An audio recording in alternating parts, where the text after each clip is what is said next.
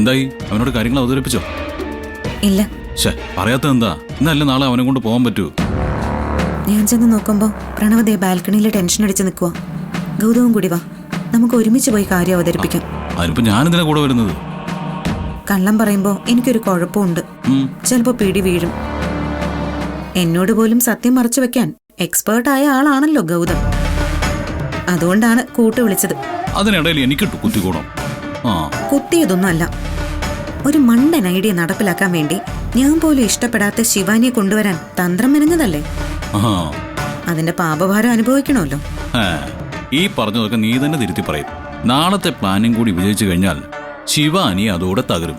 പിന്നീട് അവൾക്ക് വേറെ ഗതിയില്ല, പ്രണവിന്റെ കാൽക്കൽ വന്ന് വീണോളൂ. അങ്ങനെ സംഭവിച്ചാൽ നല്ലത് തന്നെയാ. പക്ഷെ ഒന്നിനു പുറകെ ഒന്നായി പ്രണവിനോട് കള്ളം പറയുന്നതിൽ എനിക്ക് വിഷമം. എല്ലാം അറിയുമ്പോ അവൻ എങ്ങനെ പ്രതികരിക്കുമെന്ന് ഒരു രൂപവുമില്ല. ശിവാനി മനസ്സ് മാറി നല്ലവളായി ഈ വീട്ടിലേക്ക് വന്ന് അവന്റെ മനസ്സിനിണങ്ങിയ ഭാര്യയായി ജീവിച്ചു കഴിഞ്ഞതിന് ശേഷമായിരിക്കും നമ്മൾ ഈ കഥകളെല്ലാം അവനോട് പറയാൻ പോകുന്നത്. എല്ലാം നല്ലതിന് വേണ്ടിയായിരുന്നെന്ന് അറിയുമ്പോൾ അവൻ സന്തോഷിക്കത്തേ ഉള്ളൂ. ഈ ശുഭാപ്തി വിശ്വാസം നല്ലതാ. വാ, അവനെ പോയി കാണാം. വാ.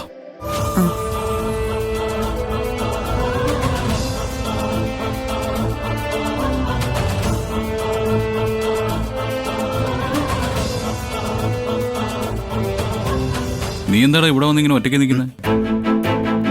ഒന്നുമില്ല, വെറുതെ ഇങ്ങനെ നിന്നേ ഉള്ളൂ. ഞങ്ങൾ നിന്നെ മുറിയിലൊക്കെ നോക്കി, പുറത്തു പോയിട്ടില്ലെന്ന് അറിയാവുന്നുണ്ട്. എവിടെ വന്ന് നോക്കിയേ? എന്താടാ? അതെ, ഞാനിന്ന് ഐശ്വര്യയെ കണ്ടിരുന്നു. കാര്യങ്ങളൊക്കെ ഞാൻ ഐശ്വര്യയോട് വിശദമായി തന്നെ സംസാരിച്ചു. എന്നിട്ട് ഐശ്വര്യ എന്ത് പറഞ്ഞു? തൽക്കാലം ആ മീറ്റിംഗ് കൊണ്ട് പ്രയോജനമൊന്നും ഉണ്ടായില്ലെന്നുള്ളതാണ് സത്യം. എന്ന് കരുതി പ്രതീക്ഷയ്ക്ക് വകയില്ല എന്നല്ല അതിനർത്ഥം. നിധി വേറൊരു കാര്യം അറേഞ്ച് ചെയ്തിട്ടുണ്ട്. എന്ത് കാര്യം? നാളെ പാരഡൈസ് റെസ്റ്റോറന്റില് 10 മണിക്ക് എത്താൻ ഞാൻ ഐശ്വര്യയോട് പറഞ്ഞിട്ടുണ്ട്. ഞങ്ങളുടെ കൂടെ നീയും വരണം. അവിടെ വെച്ച് ഐശ്വര്യയോട് കാര്യങ്ങളൊക്കെ സംസാരിച്ച് നമുക്കൊരു തീരുമാനത്തിലെത്താം. അത് വേണ്ട ഇടത്തി, നിങ്ങൾ പോയി സംസാരിച്ചാൽ മതി. എന്തെങ്കിലും സാധ്യത ഉണ്ടെങ്കിൽ മാത്രം ഞാൻ പിന്നെ ആ കുട്ടിയെ കണ്ടാൽ മതിയല്ലോ. എടാ, അതല്ല വേണ്ടത്. നീ പറയുന്നതും ഞങ്ങൾ പറയുന്നതും തമ്മിൽ വ്യത്യാസമുണ്ട്.